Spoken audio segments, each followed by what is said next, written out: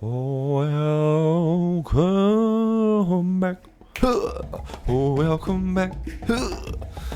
Welcome back to Lion Podcast. My name is Aaron Alexander. Today's beautiful episode was with my friend, Mr. Peter Crone. Peter is one of the most respected sports psychologists. I think that's the term for him, sports psychologist. He's referred to as the architect of the mind, and he works with all sorts of top athletes and celebrities and thought leaders of all sorts. And you can see him in the Heal documentary, and which I recommend checking out. In this conversation, we go into all sorts of fantastic wormholes, particularly around Ayurveda and what it means to restructure the mind, how to start the process of gaining control of some of those thoughts streaming through our noggin throughout the day.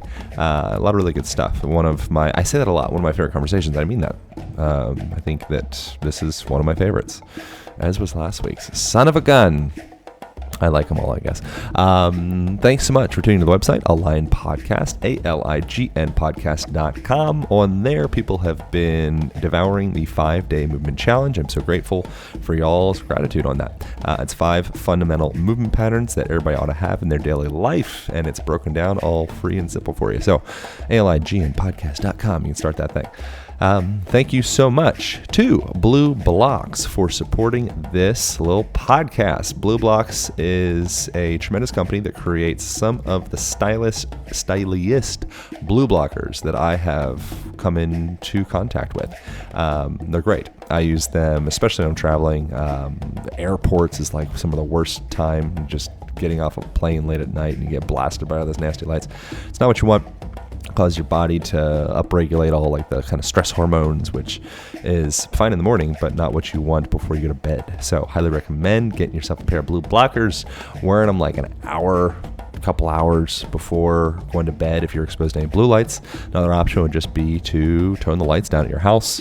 Get like, what do they call those, salt lamps, light a candle every now and again. It's kind of nice. Treat yourself right. It's romantic. So you can get yourself a pair of blue blockers from Blue Blocks by going to blueblocks.com/align. That's spelled BLUBLOX.com/align. You'll get 15% off of your purchase. Highly recommend. If you don't have a pair of blue blockers, it's time to catch up with the times. I think we're about good. Thank you so much to people for leaving reviews on iTunes. That is what supports this show the most. Tell your friends about it, all that stuff. But the reviews give the signal to the algorithmic gods that people give a shizzle about this show, and then it gets out. So I really appreciate you doing that. All right, here we go. Back to the podcast with the mind architect, Peter Crone. Pow. Align Podcast. All right, we sound the official the official bell. Nice. The gongs of time. The gongs of time. What's your deal with Ayurveda? We're recording. Oh, we are. We're okay. on. Podcast begins. Oh, here we are. Starting now. But it's such a shame that they don't get to witness 2 men in their boxer shorts in a sauna. Yeah, I know. It's okay. That's all right. Skin rubbing against skin. Yeah, exactly. Remind me of the theme of this podcast. Oh, whatever. Mind, body stuff. Whatever. Okay. Yeah, whatever's this relevant. Is in the triple X. Whatever's relevant to you. This could be the beginning of that. So what is my deal with Ayurveda? How'd you get into it? Yeah. I got into it about 17, 18 years ago by virtue of taking a yoga teacher training program. Oh, cool. So the guy was sufficiently evolved that he recognized the importance of including the softer sciences, and so he had an Ayurveda practitioner come in one afternoon and speak to our group. And I was just wowed by the intrinsic intelligence that was just part of that science. So that started one of those sort of endless pursuits of understanding it. And as they say in the scriptures, it's a many lifetime discipline. It's so in depth, but 17, 18 years has given me a fair amount of knowledge. How do you define it for people that aren't familiar? Ayurveda, the way they break down the Sanskrit is the knowledge or the science of life is the literal translation. So it's really looking at life as it is versus trying to superimpose any sort of man-made system on top of it, which is why it's based in the elements. So they recognize 5 what they call Panchamahabhutas, which are space, air, fire, water, and earth. And they combine into 3 subtle energies, which some people may have heard as doshas, which are vata, pitta, kapha. So very loosely, vata is sort of more of an air-type person, pitta is more of a fire-type person, and then kapha is more of a earthy water combination. And that gives rise to different characteristics in terms of body size and emotional tendencies, sicknesses, imbalances that we tend towards based on our constitution. Yeah. You said life how it is. Yeah. Which is why I love it, because there's... What does that mean? Well, it's looking at the natural inherent qualities of and characteristics of elements. Everybody knows that water is wet. Everybody knows that fire is hot. Like, you don't have to make up anything. It's already there. So if somebody has too much fire in their system, then what's that going to manifest and present as? Somebody who's got too much heat or too much inflammatory imbalance. Versus someone who's got too much air. You look at the wind. So the wind is very drying, it's cold, it's light, it's mobile. So those qualities will start to manifest or show up in someone's constitution. They've got dry skin, cracking joints, degenerative, meaning they have lighter frames. They might be tending towards constipation, anxiety, which is too much movement of the mind, like the wind. They're also restless. They can't sit still very often. So yeah, it's just recognizing the inherent qualities of life, which is... to me, it's a beautiful way of understanding by just looking at what is. It's the power of observation. Right. Before we got into the sauna, I showed you the whatever, that little quote that I outlined was, all outer phenomena is rooted in a subtler energy. And I think I've been listening to a bunch of different things with you, and that seems to be comes back to a foundation for your work with people, it seems, is getting into that root foundational part, that subtler energy, that from there everything sprouts out from. We focus so much on the outer and we kind of forget about looking within. Does that kind of summate anything, or is how do you define what you do with people? I'd say that's definitely on par with some of my work.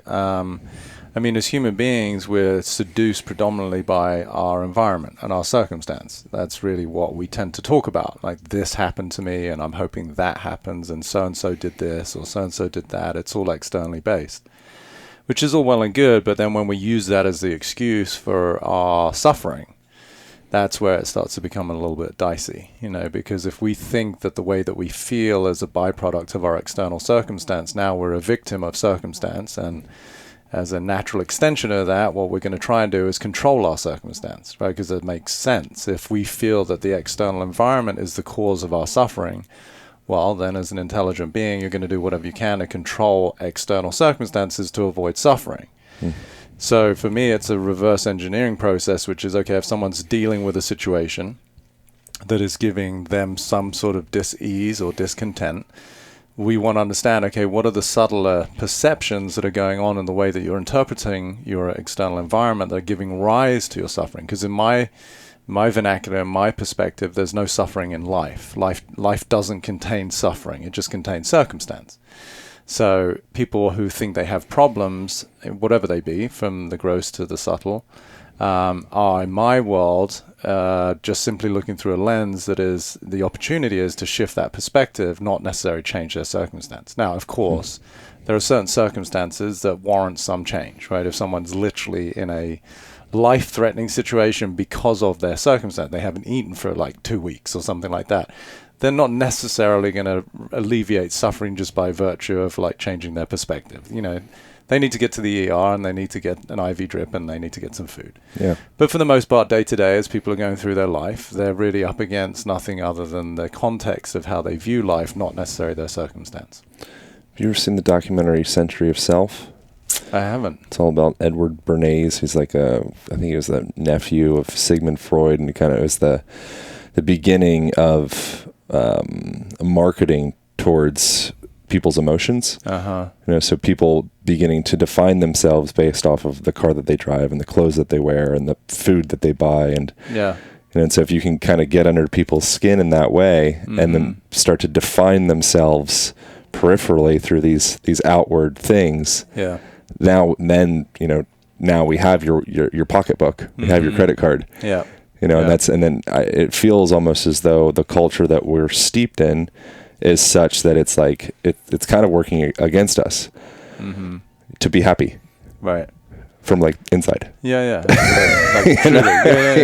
Yeah. Absolutely. No, there's a massive emphasis. I mean, it's the expression keeping up with the Joneses, right? Like for me, at the very core of who we are as beings, it gets a little esoteric, but if by design we're all actually connected, yet through the lens of an individualized mind we feel separate, then we're perpetually trying to overcome that, right? So, and that is the craving that a human being has for love and acceptance, whether it be in the way that they present themselves physically in their particular tribe, or the way they have to present themselves on Instagram in the way that they're hoping to garner followings, which really is for them that dopamine hit of, okay, I'm being loved and accepted, which is never going to be sufficient, right? Because if you're being driven by a mechanism that by design is built on insecurity, inadequacy, and scarcity, it can never actually be overcome, which is why I say, my definition of addiction is you can never get enough of something that almost works. Yeah.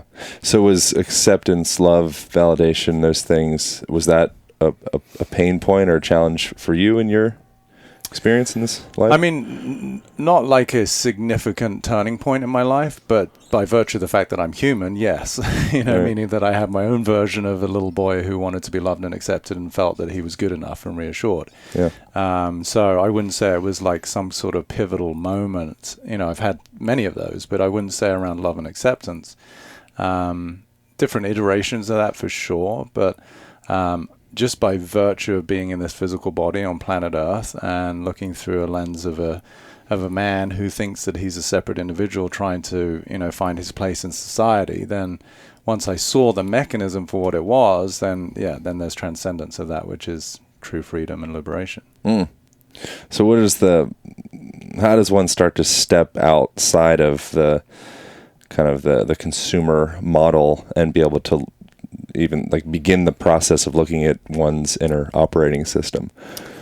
I think, the pivotal points to look at is wherever you get upset. I mean, it's that basic. It's like whatever triggers you. I use an expression in all my work, which is, can I be with this? And it may seem like a strange, series of words, but to me it's very profound in the way that I get to see whatever the circumstances that's happening, can I be with it, right? Can I stay present with it, or am I going to go into my mind in some sort of emotional reaction? So whatever that might be, take it to, your boss says, oh, can you step in my office in 15 minutes? And if I get a reaction to that, then that's showing me that I have some internal concern, fear, doubt, which is really about me, which is then a opportunity to look at, okay, what is my concern as it relates to my survival, right? So in this case, it might be I'm concerned that I'm going to get fired. Now, that hasn't happened. He might equally, in the world of pure possibility, be calling me in to say, listen, your work is incredible. I want to offer you an opportunity at higher management or whatever, right? So being able to reverse engineer any of those upsets, that's the challenge, right? Because once we're in it, we tend to be in it. It's like asking a guy who's had 6 shots of tequila to just sober up. I mean, it's in his system, the alcohol. Yeah. So once somebody starts that cascade of hormones based on a reaction to a circumstance, which is an old trigger based on history, it takes somebody who's really disciplined and dedicated to the work to just sit still for a minute and go, okay, why am I being triggered? What's the actual fear here? Because that's all it is. It's just a fear. Yeah. The brain is perceiving a potential threat. And whenever we see some potential threat, to me, that's gold. Now, at the moment, it's not perceived as gold. It's perceived as, I want this gone, right? I don't want something to happen. And so if you can just reframe that and go, wait a minute, if the objective here, which as far as I'm concerned it is to be free and to be powerful and to create, then where is that being in any way thwarted? Where am I being triggered in a way that now makes me feel powerless, makes me feel like a victim, or inspires some kind of fear? And wherever that does happen, now you have an opportunity to find more freedom. What was the last trigger that you've experienced? Or is there likely a consistent something? For me, it's, my triggers growing up were definitely around, like, love was always such a great catalyst for me. Like intimate love, meaning not physically, but like energetically, romantic love. Like, so finding somebody that I felt very connected with, but then feeling the potential of that being pulled away. Yeah. And so that was a deep trigger in me just by virtue of my upbringing, mum dies when I'm 7, dad dies when I'm 17, I'm an only child. And so my brain saw anything of value, particularly a person, that was pivotal in my life and that was really a powerful value asset and somebody that gave me both love and security and support, suddenly being pulled away. And in both cases, not predicted. My dad went to work one day and never came back. So there's a potential shock component to it too, right? So my brain can very easily fabricate the concern for somebody who means something to me suddenly not being there. Yeah. So that used to be a very strong trigger. I mean, that's something I dealt with a long time ago. So that I would say that was my predominant trigger for also my awakening, right? To realize, oh wow, there's part of me as my humanity based on history that has developed a concern for loss. But then I also recontextualized the story of loss. Loss isn't actually something that literally happens. It's a perception. It sounds crude, but my dad went to work and was in a disaster and he passed, right? That's what happened. I didn't lose him. It was, right. Bring a little lightness. It wasn't like I was at the shopping mall and couldn't find him, but he was still alive. Then it's lost for a minute. But so to be able to just even be very objective with the way that life happens versus having our subjective story on top of it, to me is also a very powerful way to deal with life. Yeah. There's all sorts of interesting research around how our postural patterns affect the way that we think and the way that we feel. Yeah. So when you're in like a hunched over position, it's easier for a person to access more challenging memories. When you're in like an upright position, it's easier to access like more uplifting memories. And there's like endless different versions of things like that. Yeah. If you put a racer or a golf tee in between somebody's brow to kind of furrow their brow, they end up being, to make them look like resting bitch face, look angry. They actually perceive things in a more angry fashion. Wow. Give them a pencil in between. They actually smile. They see things as being more happy. Do you know of anything like that in relation to words? It seems obvious. To words. So give me an example of what you mean. Well, so just like that, for example, like you were saying, like I lost my dad. Right. Yeah, what does that do to my adrenals? Oh, for sure. Yeah.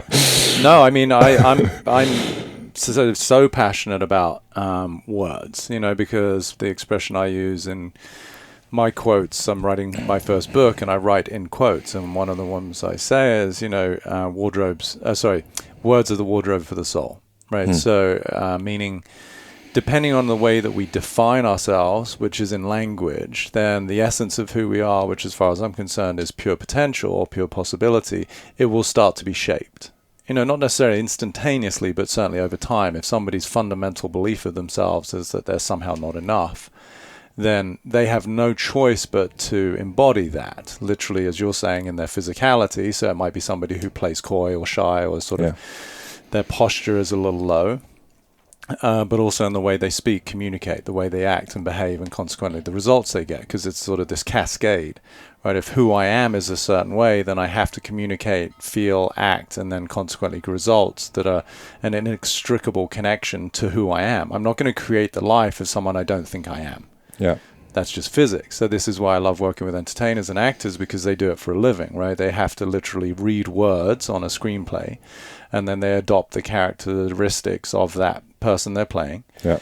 And if they do it convincingly, we get like entertained as a viewing audience, and maybe they even get accolades or whatever. But they know that they're taking on qualities that aren't necessarily who they are.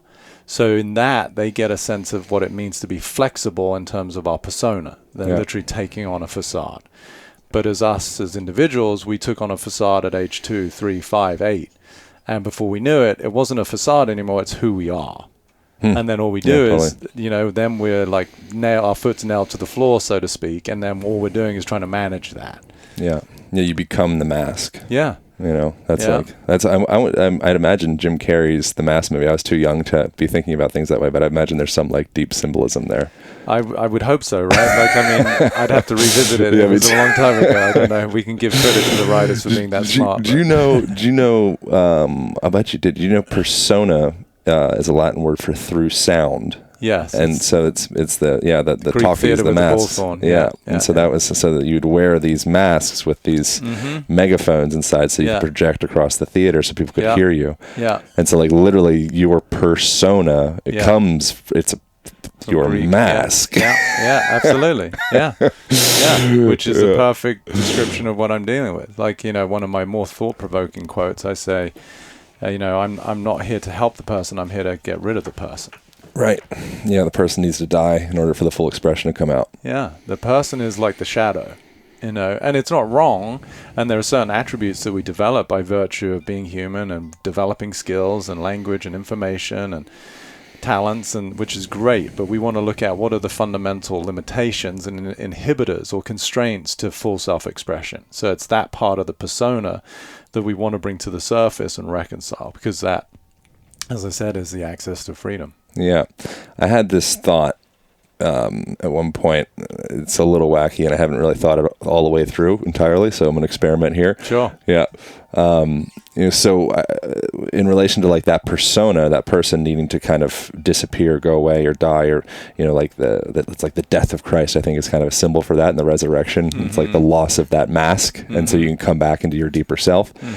In relation to like spreading an idea out of your birth from your consciousness, in order for it to be able to spread and be like a prophetic thing, like the Bible or the Crone and like the prophets that created that. My sense is for something to be able to permeate culture in such a way like that, you need to actually, your persona needs to die in order for that message to be the way that I was visualizing it. Was like almost, it's like your ego being attached to that message makes the molecules too big, and the filter of the zeitgeist kind of like blocks it out. It like stops it. But if you can die, then your message can it can permeate and it can move. Does that sound like some crazy shit? No, it just sounds very fundamental to me. It sounds very basic, and it's founded in the laws of physics, right? Because if it's based on the individual, then it's being reinforced by that idea of separation, and this is where we see way too often, and certainly seems in this time frame, like the ego, what traditionally called the ego, with the I, where there's the holding, there's the ownership, there's the pride, where it's my idea. And so wherever there's that holding, there is actually the resistance versus recognizing it's part of the collective. There's one of my spiritual sort of teachers, he passed well after I was born, but he's an Indian traditional guru, and he had this beautiful metaphor, which is like the ego is like a salt doll, like a doll that's made out of salt. But liberation is throwing it in the ocean, knowing that the doll itself will dissolve, but you actually are still there. Right, so the form, the persona, has to disintegrate, to your point, and similar to the doll that has to dissolve.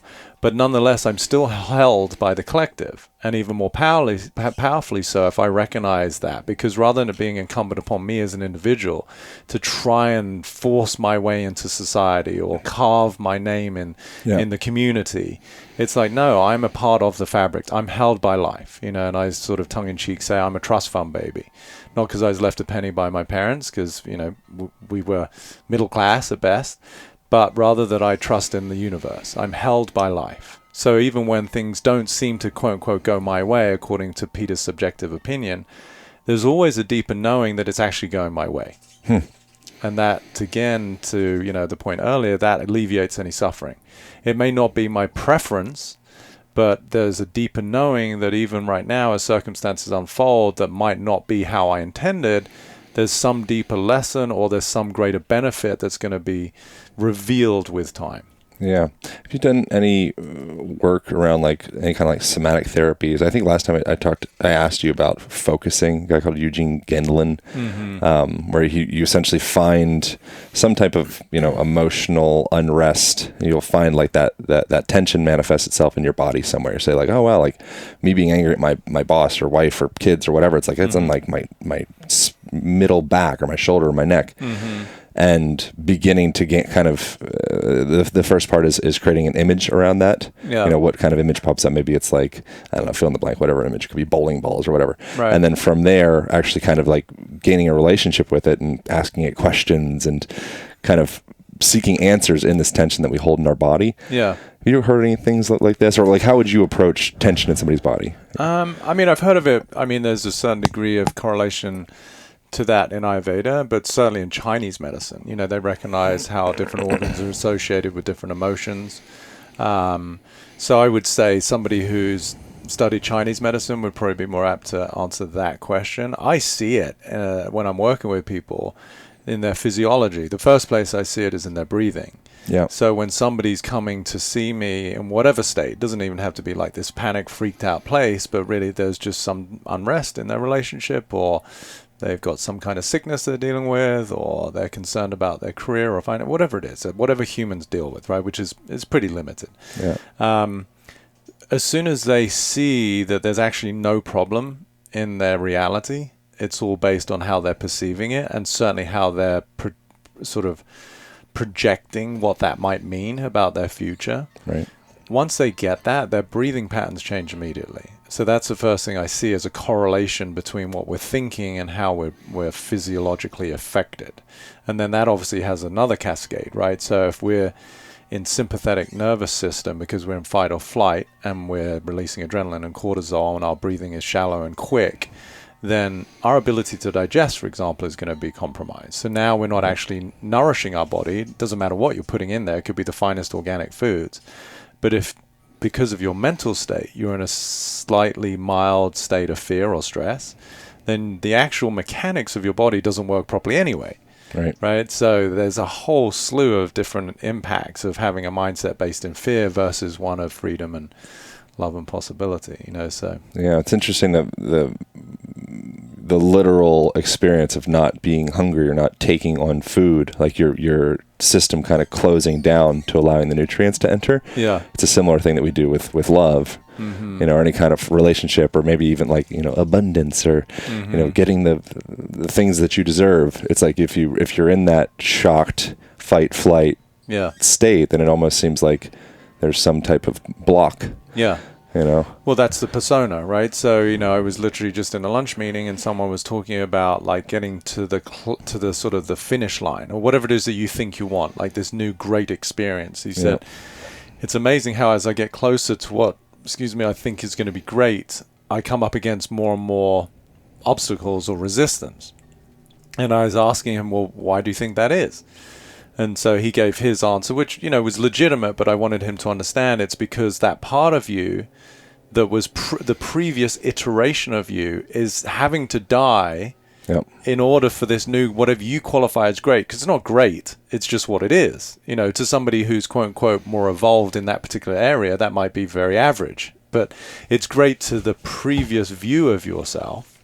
And so that part of you has to literally be reconciled and let go of in order for the new version of you to have those circumstances be born. And so there is a lot of stress at that point. Yeah. And that part of you that's needs to be let go of will typically go out kicking and screaming. Yeah, that's the resistance. It's like it's like a parasite. Yeah, that wants to survive. Well, but yes, its primary objective is to survive because it has to, because it's fictitious, right? For somebody to think I'm not enough to then be presented with an opportunity that might be the antithesis of this, right? Oh my God, it's a person that is amazing to me. Why would they want to date me? Or it's a job that brings me way more money than I ever dreamed of. Like, don't F that up, you know, like whatever it is externally that then is triggering the internal fear is going to be the biggest obstacle. Having the event happen is relatively easy. But for that person's perspective, it's like a tug of war. Yeah. So that's evolution, though. So that kind of like why when people win the lotto, they go right back to where they were within a short time. I don't know what the time is. Yeah. Yes. I mean, psychologically looking at it or energetically looking at it, like who they are isn't somebody who knows how to manage that particular amount of cash. And equally, how do they manage all the unforeseen events that happened? Meaning, the people that suddenly came into their life, either, you know, cousins that they haven't spoken to for 20 years who want handouts, to people who are befriending them but really with ulterior motives that they don't know how to sift through, and these wonderful like quick rich schemes that somebody offers them that sound great because they haven't had to earn themselves, so they don't know if it's really legitimate, whatever it might be.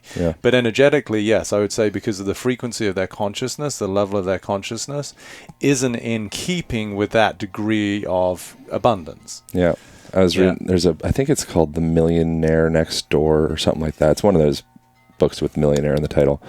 And the guy called it your financial set point. So we all have this like, okay, I have fill in the blank. I have $10,000 in savings or something like that. You're like, okay, cool. Like that's where you'll stay. Right. So shifting that, in this case, financial set point, but I think there's so many different potential set points that we don't realize that we've been set at for X amount of time. Yeah. So how does somebody is like watch The Secret movie or what do you do to get beyond that? Yeah. Just got to read my book when it comes out. I delineate all of the 10. There's 10 set points as far as I'm concerned. That's what I delineate. So finances fall into that. Oh, do you use that same language, set point? No. Oh, okay. No, I call it a construct.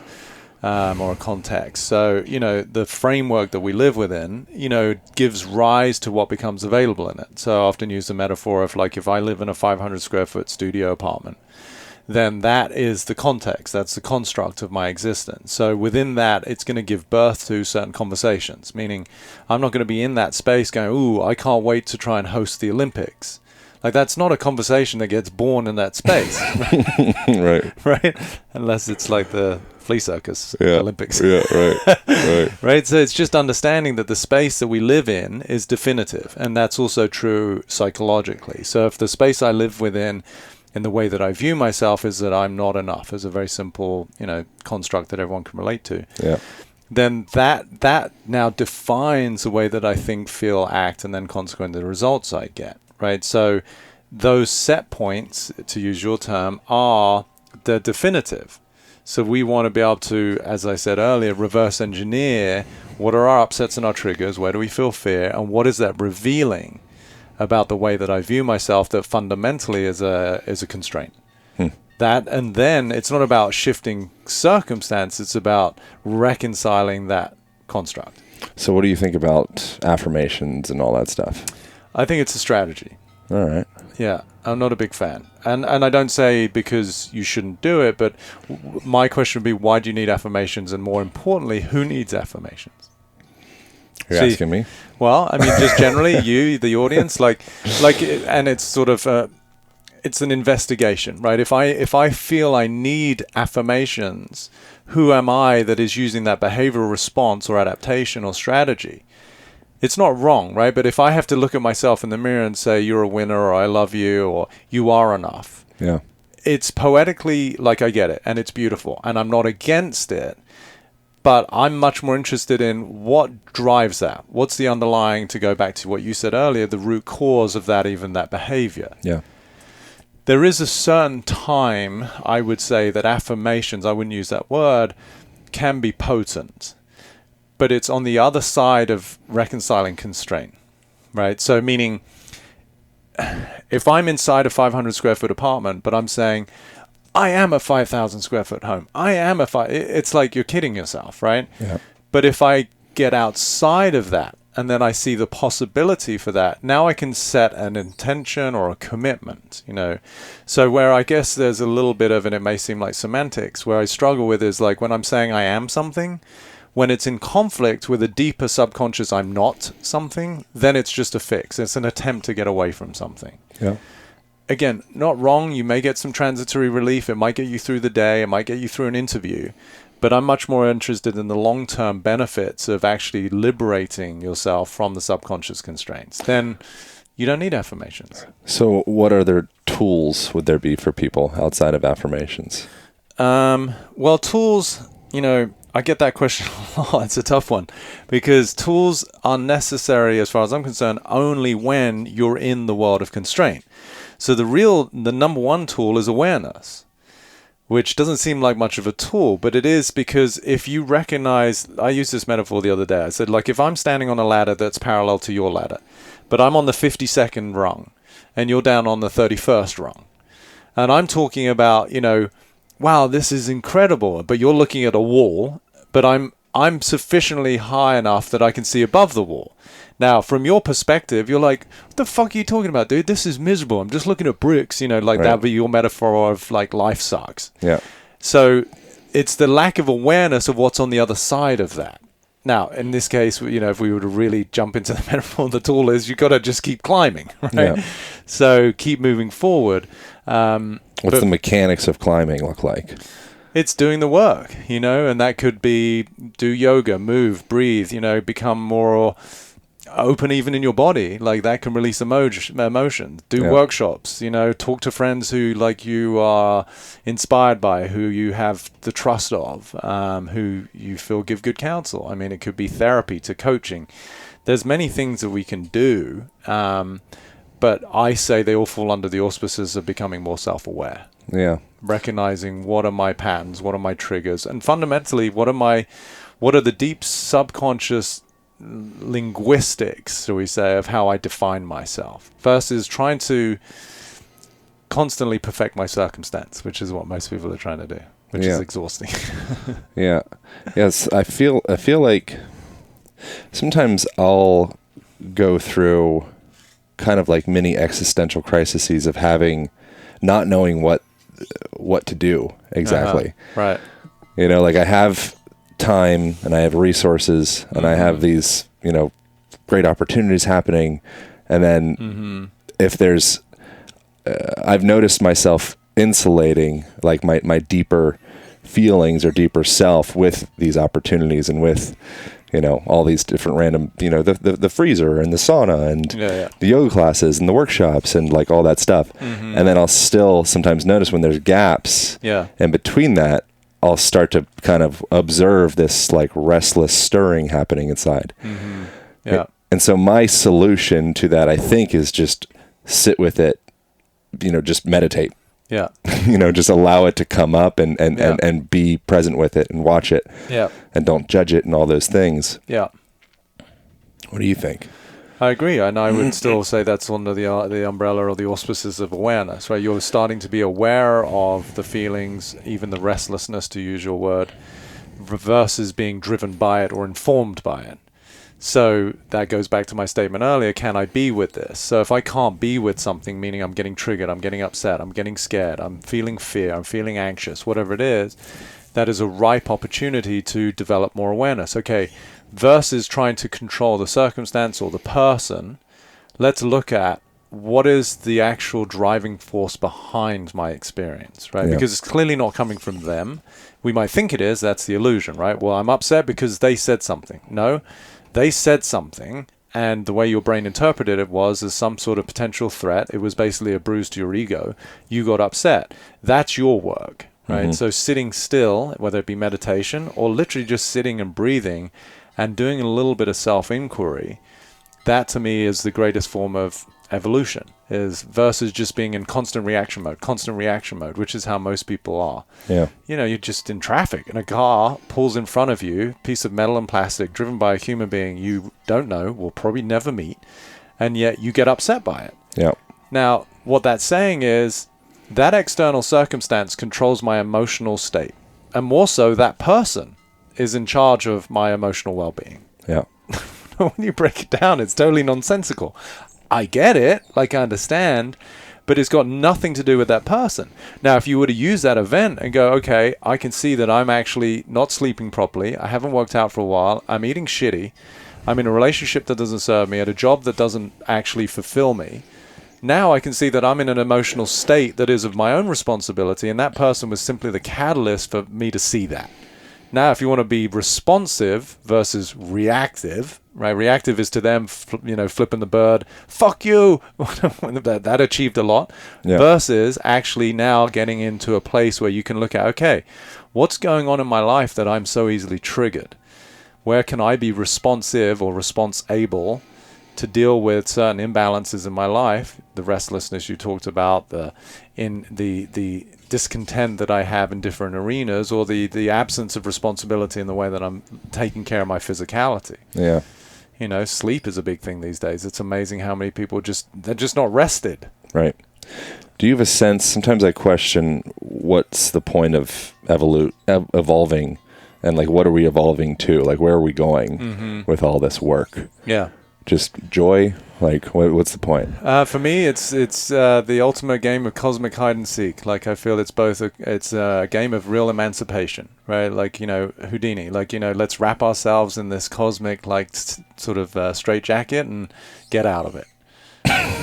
To me, it's less than joy. I think it's about freedom. Yeah. I think this paradigm and this dimension that we're in is based on constraint and fear. Yeah. And the game is who can get beyond their fears and constraints the quickest. Not like it's a race, but I mean, that is the ultimate intention. Whereas most people are playing the game of, like, as I said earlier, circumstantial perfection. You know, who can create more wealth, bigger stuff, better status. You know, it's all an external game.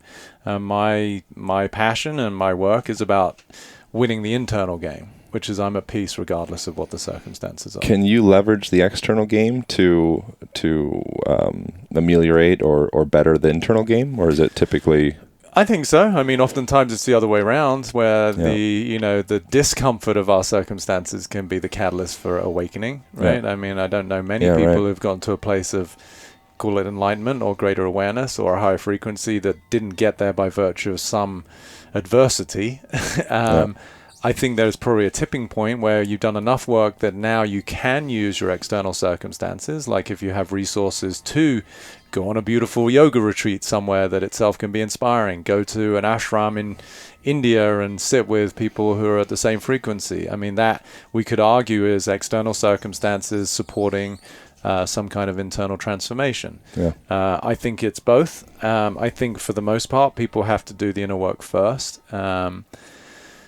But, you know, life will bring all sorts of crazy, unpredicted things. Like, I literally found out yesterday that a baseball pitcher I'd worked with many years ago, so we hadn't been in touch for a while, but he was found dead in his hotel room yesterday. He's 27. Damn. So no one predicted that, right? Now it's created this... suicide, or what was overdose? They haven't said. They're not announcing yet the cause of death. They said there was no unfair play or whatever they say to be politically correct. But, you know, I can't imagine what is going on for the family members. He had a wife, and then obviously his biological family, and then his teammates. You know, as a courtesy, the team's not playing yesterday. They weren't playing yesterday. Wow. But, you know, that could be an external circumstance that is the catalyst for somebody to go, you know, what am I doing? Like, why am I ignoring my loved ones? Why am I not talking to my father for 10 years just because of something that he did that pissed me off? You know, like, it's so trite and it seems like a little bit redundant, but, you know, we just don't know when our time's up, right? So I've got first-hand experience, as I said, my dad going to work one day and never coming back. And I'm actually older now than my dad was, you know, and it's sort of a bizarre thought to think, you know, here's this 17-year-old kid, and I had no, that wasn't a conversation. It wasn't like he was 80 and, you know, had Alzheimer's, and it's sort of this inevitable journey. He was fit, he was healthy.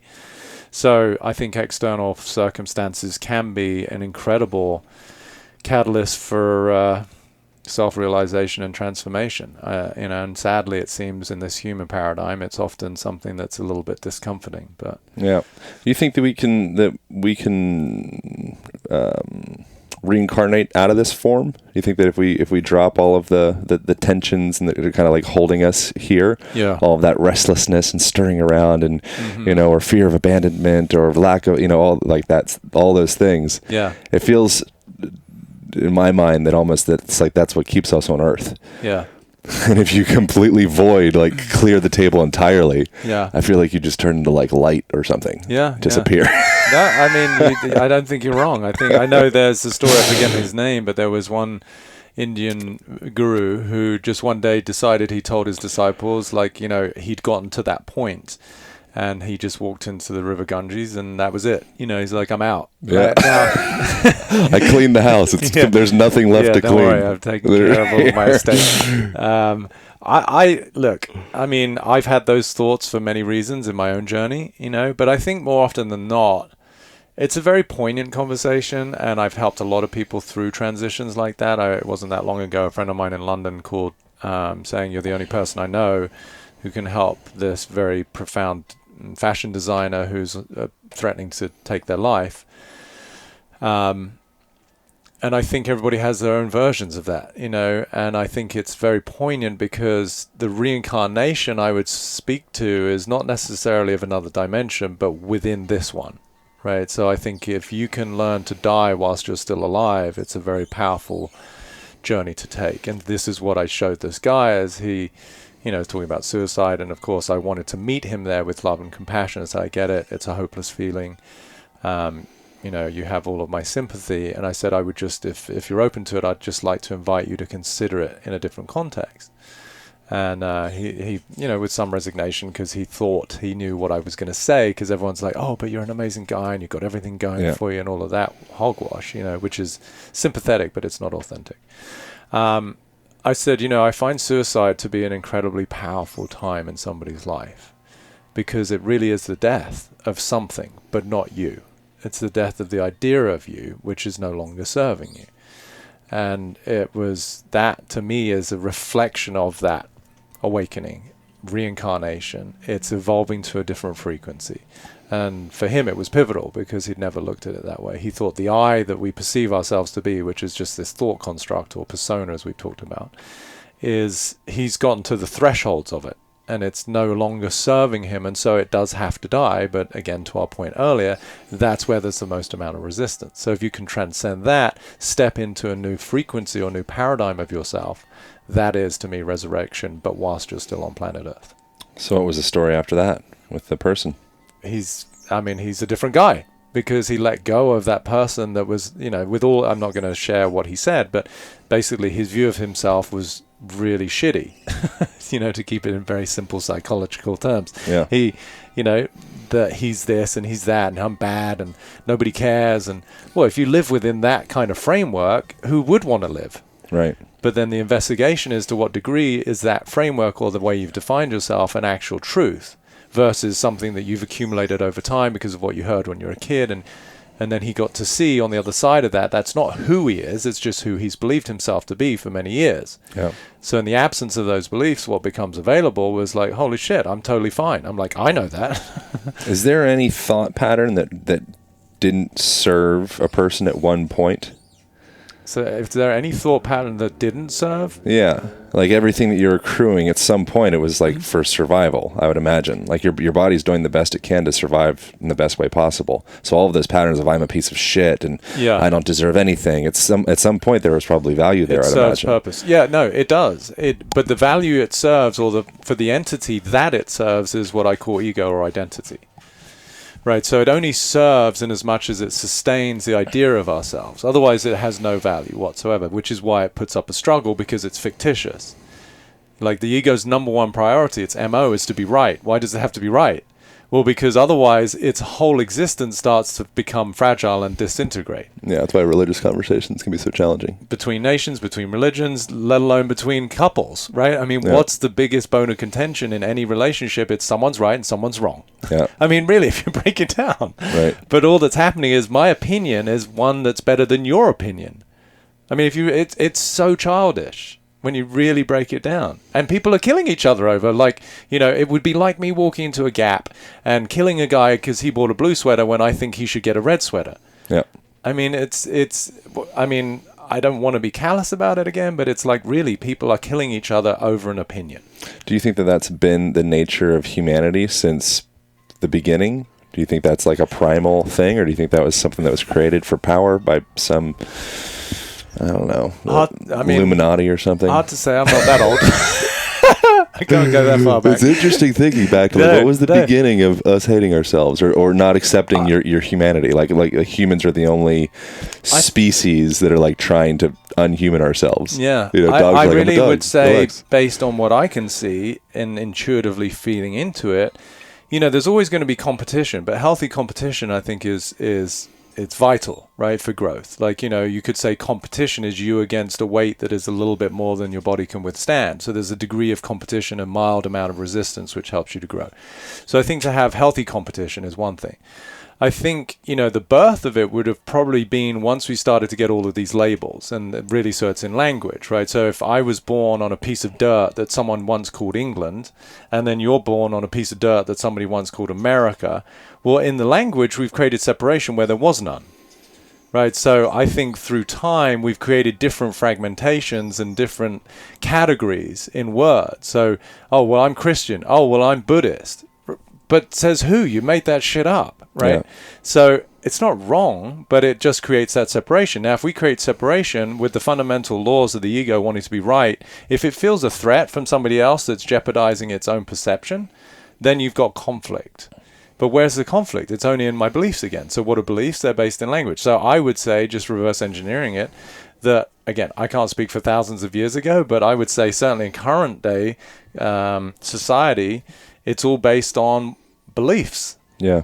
It's interesting how even nuttier. It's interesting how the language that you're indoctrinated into, or just like the spoken language, actually forms your mind and your belief systems. Yeah. Like, are you familiar with, I think it's Vietnamese people. They don't have the subjunctive form, meaning like, if I was there, I would have done that. Oh, okay. It just doesn't exist.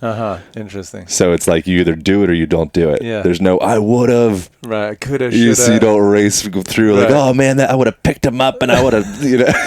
So like that whole, your potential to access all of that bullshit is just not even there because your language doesn't fit it. Yeah. You know, there's other different forms of that as well, but it's interesting. That's like Yoda, right? Like, do or do not, there is no try. Right. And that's like, I love to say I have an intimate relationship with reality, which is, to me, what that means is I'm dealing with what is. I'm not dealing with my fictitious tale of what could be, should be, or would be. Yeah. It just makes life a lot easier. You know, the number of times, like, I remember this guy, for whatever reason, I had a couple of domains. This one guy wanted to buy off me. And he was down in one of the southern beaches, not far from here, and he had a restaurant. So as part of the exchange, he bought this domain off me. He said, you sound fascinating. I'd love to invite you for lunch. I was like, sure. So I went down to have lunch with him, and he had this great seafood restaurant, and we're sitting there talking very similarly about the woulds, could, shoulds. Yeah. He said, yeah, but I could have not invited you. And I said, no. And he's like, what do you mean? I said, no, that's impossible. He's like, no, you're only here because I invited you. I could have not invited you. I said, absolutely not. And he said, what do you mean? I said, I'm sitting here. I'm here. Right. So you couldn't have not invited me because I'm here. Right. That is totally hypothetical and literally impossible. Yeah. You know? So what do you think a key restriction and there's a difference between the word happiness and joy. Have you ever heard that? Yeah, like I mean, joy. I feel a difference. I don't know if I've heard whatever you're going to say. Yeah, whatever. Joy comes from the word, I think it's Cairo or something like that. And it's just it's a deeper meaning of like embodiment with spirit, your inner spirit. And it's like this deep sense of well-being, whereas happiness, something like that. I don't remember what the word is exactly, but literally the meaning of it is more like, oh, like I got, money, or it's more temporary. It's like kindling. Yeah. So is language something that's blocking us, or is there any kind of keys?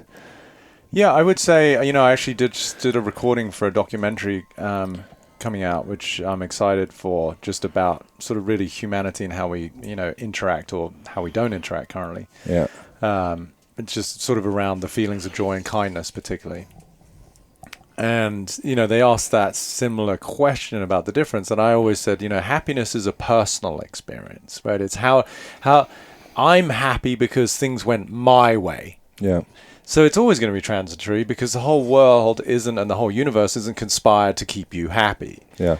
Whereas joy, to me, speaks to what I was saying earlier, which is a much deeper take on the fact that life is happening for me all the time, even in the absence of happiness, right? That's a deeper sense of, again, I use the word freedom or peace, where I'm totally in harmony with what is, which is a joyous experience. Even in the moments of adversity in my life, if I'm coming from a deeper understanding that this is for my greater good, for my greater evolution, for some form of growth, that is a joyous experience, versus if it is that transitory, superficial, they said something nice, I suddenly got what I wanted, I got the thing that I've been... That's fine. I mean, don't deprive yourself of those moments, but if you become attached to that as your source of some kind of internal sense of joy, then you're going to be very disappointed. So, could there be some kind of sneaky layers of maybe disappointment or loneliness with the world is happening for me as opposed to for us? Yeah, for sure. I mean, it depends.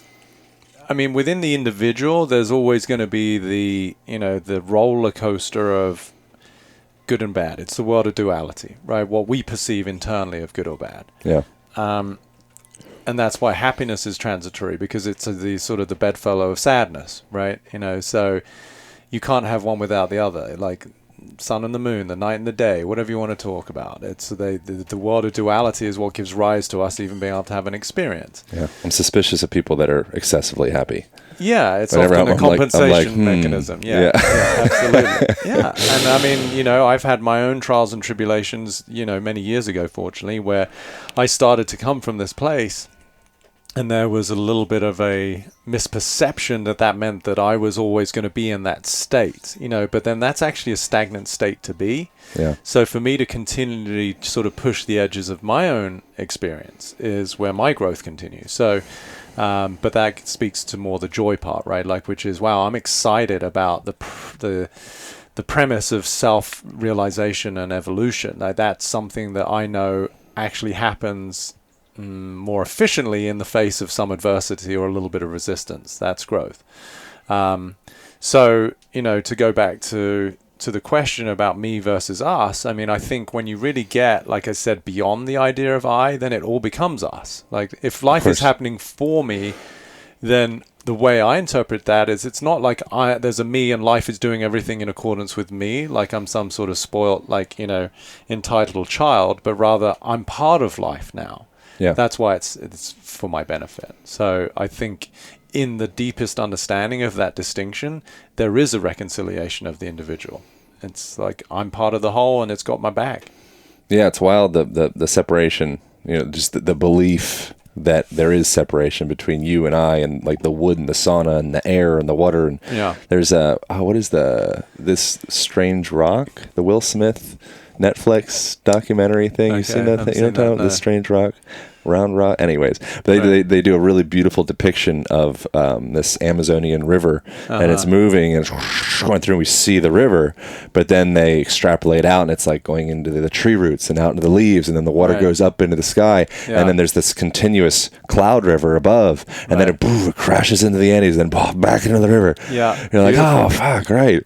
They capture that. I have to check it out. It's beautiful. Yeah. It's amazing. It made me think of Avatar. Like where they recognize the interwebbed connectiveness of everything. In that case, in the movie, they capture it through all the root systems and how everything's interconnected. But I mean, physics now looks at it, right? The unified field or quantum physics, entanglement theory, all of these things point to the fact that everything at some level is interconnected. Now, as we look through our individualized mind, the very design of the equipment of being human gives rise to the experience of separation, which is helpful only for the realization that it's a facade, which seems so paradoxical, right? Meaning, if we weren't given the illusion of separation, we wouldn't get to have the joy of unity.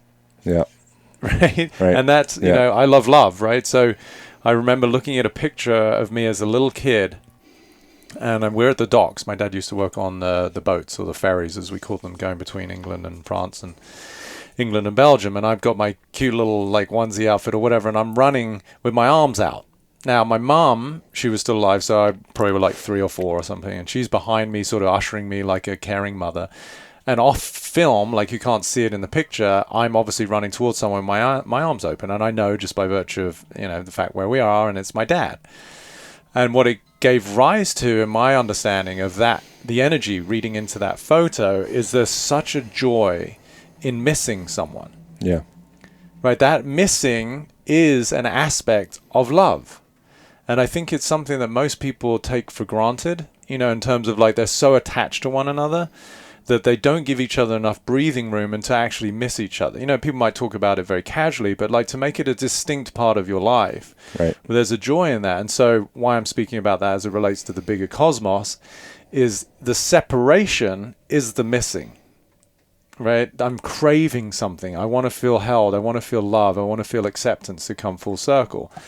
Oh, wow. I only get to feel that again once I transcend the illusion of separation.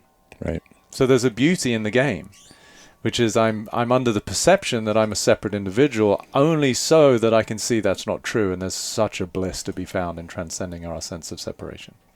Love it. On that note, we have 25 seconds before the sauna turns off.